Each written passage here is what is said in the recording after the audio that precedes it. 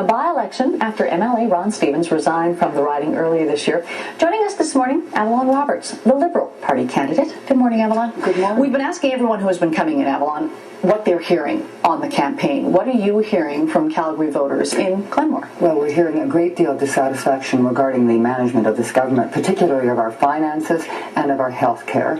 Seniors are very concerned about the new pharmaceutical plan that has been foisted on them. And I think overall there's a great deal of dissatisfaction with the government and a willingness to look at change.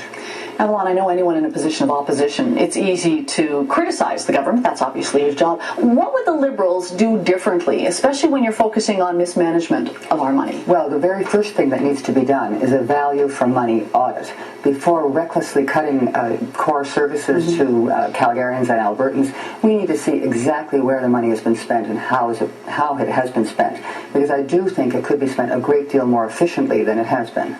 Okay, that's one of the issues. Another issue you're saying is education. Tomorrow, Premier Stelmach expected to officially announce that Mount Royal College will become a university.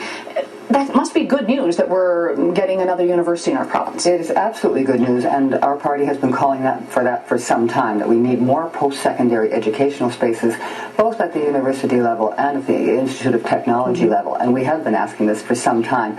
It's perhaps a degree of political opportunism to call it in the middle of this by-election.